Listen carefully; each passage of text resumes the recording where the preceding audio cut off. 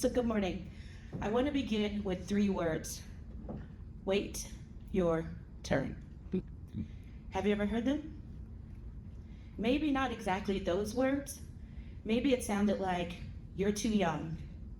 Stay in a child's place. Come back when you have a little more experience. The adults are handling it. Ask for permission first. Maybe you've heard? Has anyone heard this before? Raise your hands. Listen. One day you'll be ready to lead.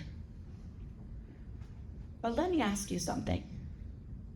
Who decided that leadership begins with age? Who decided that wisdom has a birthday? Who decided that experience is measured only in years? Because when I walked into this conference today, I didn't see the future. I saw leadership. This conference wasn't created by adults. It wasn't designed by healthcare corporations. It wasn't organized by a university. Every breakout session, every volunteer, every organizer, every idea was imagined, was planned, and built by you all. That deserves more than just an applause. It deserves recognition. Because somewhere along the way, someone convinced young people that leadership begins after permission. Yet everything around us tells us a different story. You didn't wait for permission. You didn't wait until someone called you qualified. You didn't wait for someone to hand you a microphone. You built one. And that tells me something. You were never waiting for your turn.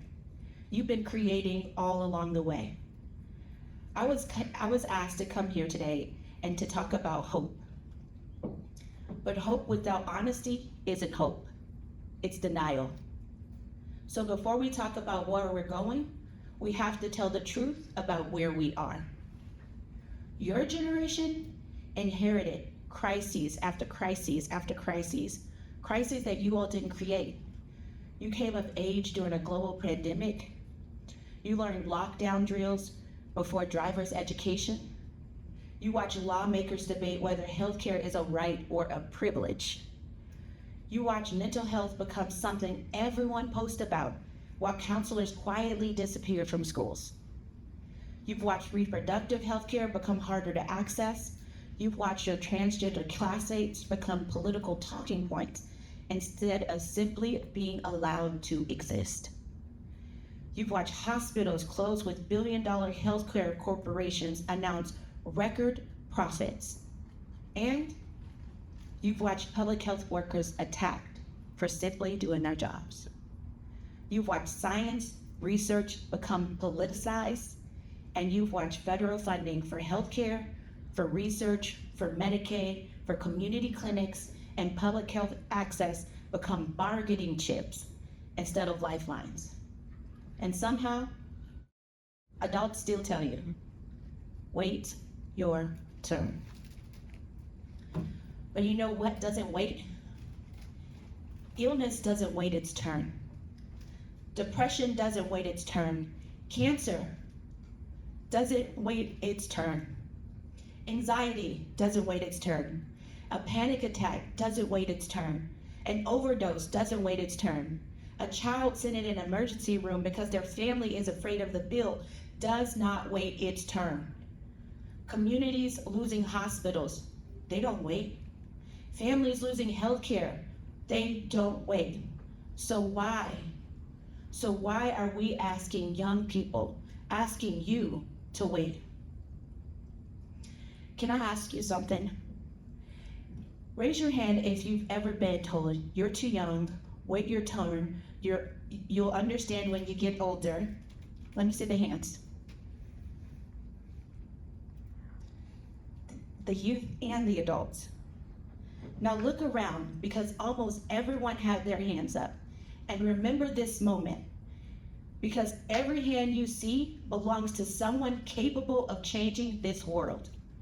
And I know that feeling, because I heard those same words. They told me I needed another degree, more credentials, more years, more experience. They told me, wait your turn, Shontel. But life never waited for me. Life never waited for mine. At 16, I became a mother. At 15, I learned that I was pregnant. At 14, I stood for an opportunity much like the one standing before you all today. And at 13, I got my first summer job, refurbishing computers. And to be honest, I didn't even know what refurbishing meant. I just knew I wanted to understand how things worked because I believed if I understood how things work, maybe one day I'd know how to fix them. That became the story of my life. I spent my childhood studying adults. Some became examples of what to become. Others became red flags. I learned resilience before I learned algebra. I learned responsibility before I learned freedom. I woke my younger siblings up for school. I made sure they were dressed. I made sure they had breakfast. I helped raise them while the adults in my life struggled with addiction. And I learned how to become a mother while still desperately needing my own. Life wasn't easy, but it still felt possible until I was 20. For the first time in my life, everything felt like it was beginning to shape. I had earned a full ride scholarship to college. I was working 2 jobs. I was raising a beautiful son. I was building a life with my high school sweetheart and the love of my life. We didn't have much, but we had each other. Then, one day, the phone rang, and I had just dropped off our son at childcare. I was driving to class. Hello? Shontel? Yes? The hospital Diego is at. What? The hospital that Diego is at is St. Mary's Hospital in Grand Junction. Wait, what? What are you talking about? There was a car accident. Nothing after that sentence made sense. So I asked, is he okay? Silence. No. 4 hours later, I walked into that hospital believing love could keep someone alive. For 4 days, I watched machines breathe alongside of hope. I prayed, I bargained, I cried until there were no tears left.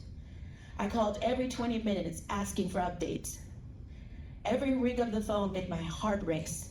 Then, I watched the love of my life, the father of my son, take his last breath. And 4 days earlier, we had been planning our future.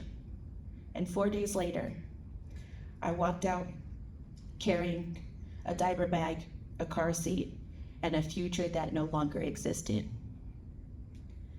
There is a particular kind of silence that follows the last heartbeat of someone you love. It's loud, it echoes, it follows you home. Grief doesn't knock politely, it kicks the door off the hinges. And life still expects you to get up the next morning. People told me to be strong. They told me that strong Black women don't cry, that strong mothers don't fall apart.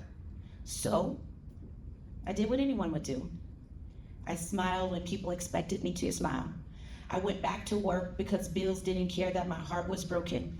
I went back to school, and I failed every single class, y'all, like literally Fs. I should probably put it in a frame. And I fought to keep my scholarship. Eventually, I lost it. I lost my apartment, I lost my car, I lost my sense of direction, and if I'm honest, I almost lost myself. I wish I could tell you I was strong every day.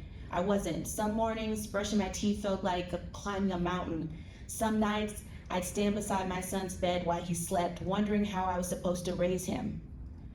When I wasn't sure I could survive another day myself, grief didn't wait its turn. Trauma didn't wait its turn. Mental illness didn't wait its turn. So why had everyone expected me to?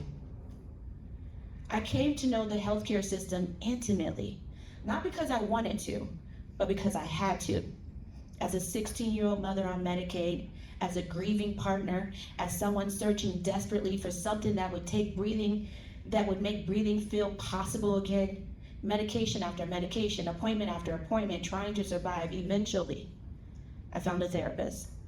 She looked at me and asked one question that changed my life. You are not the first person to lose the love of your life, and you will not be the last. But you have to decide, is this the beginning or the end of your story? And I thought about that question for weeks because I had spent so much time waiting for life to feel normal again that I forgot something. Hope wasn't coming to rescue me. I had to build it. People confuse optimism with hope. Optimism says everything will work out. Hope says I'll keep showing up. Optimism depends on circumstances. Hope depends on courage. Hope didn't arrive with fireworks, it arrived quietly in one therapy appointment, one friend who refused to stop calling me, one professor who reminded me where I belonged. One morning, I laughed, and I realized it had been months since I had heard that sound come from my own body. Hope came back, one breath, one decision, one day at a time. Hope has dirty shoes. Hope organizes conferences like this one. Hope checks on a friend. Hope speaks during public comment. Hope studies late because someone has to become that doctor. Hope becomes the therapist. Hope becomes the nurse, the physician, the scientist, the public health worker, the researcher, the organizer, the advocate, the policymaker. Hope doesn't wait its turn. And neither should you. Because the healthcare system that you're inheriting needs you. Not someday, now. It needs your questions, your courage, your imagination, your lived experience. It needs young people who understand mental health because they've lived it, who understand Medicaid because their families depend on it, who understand disability, who understand rural communities, who understand what it means to choose between medicine and groceries. Healthcare isn't only built inside hospitals, it's built in neighborhoods, schools, community centers, research labs, state legislatures, city council, voting booths, every place where someone decides whose life matters. So imagine with me, imagine a healthcare system where mental health happens before a crisis. No parent delays taking their child to the emergency room because they're terrified of the bill. No family chooses between insulin and groceries. Black mothers survive childbirth. Disability isn't accommodated as an afterthought, but anticipated with dignity. Transgender young people receive affirming care without fear. Doctors reflect the communities they serve. Rural hospitals stay open. Community clinics thrive. Public health workers are celebrated instead of attacked. Federal funding reflects our values instead of our politics. Imagine that. Can you see it? Because if you can imagine it, you can build it. The future isn't waiting for its turn either. Someone builds it. So why not each of you? I think one day, people will ask where the next generation of healthcare leaders came from. Some will say medical school, some will say research universities, some will say hospitals, some will say legislatures. I hope someone tells the truth, however. They come from rooms like this, full of you who refuse to wait, who refuse to believe that leadership requires permission, who understand that experience isn't measured only in years. Sometimes experience is measured in surviving. Sometimes it's measured in caring. Sometimes it's measured in refusing to quit. Before I leave, I want you all to do something with me. Close your eyes. I'm watching you, so you have to close them. Picture yourself when you were 8 years old, before politics, before elections, before fear, before anyone taught you that someone deserved more than others. Think about that little kid, the one who laughed until their stomachs hurt, the one who scraped their knees while riding their bikes, the ones who believed adults were supposed to keep them safe. Hold that child in your heart. Now, open your eyes. That child deserves health care, not because they earned it, not because they could afford it, not because someone voted yes, simply because they were human. You deserve the same care. The person sitting beside you deserves the same care. The immigrant child deserves the same care. The Black mother deserves the same care. The transgender teenager deserves the same care. The elder down the street deserves the same care. The child living in a rural town deserves the same care. Even the person who disagrees with you deserves the same care, and maybe that one challenges me. But because humanity should never be something we have to earn, it should be something we protect. Healthcare is not about choosing who is worthy. It's about recognizing that every life carries inherent dignity. Our diversity is not our weakness. It is our strength. Our differences do not threaten our humanity. They deepen it. And the best healthcare system is one that sees all of us, not despite who we are, but because of who we are. So when the world tells you, wait your turn, remember this room. Remember today. Remember what you built together. History has never belonged to the people who waited patiently. It belongs to the people who loved anyway, who organized anyway, who imagined anyway, who stood up anyway, and who looked at broken systems and decided, if no one is coming to build a better future, then we'll build it ourselves. So don't wait until someone calls you qualified. Don't wait until someone older tells you it's your time. Don't wait for permission, because your turn isn't coming. It's already here. And if this conference is any indication, the future of healthcare isn't something we're waiting for. It's already walking through these doors. Keep asking hard questions. Keep leading with compassion. Keep challenging broken systems. Keep caring for one another. Keep imagining what is possible. And above all, keep refusing to wait. Thank you, and I love y'all real big.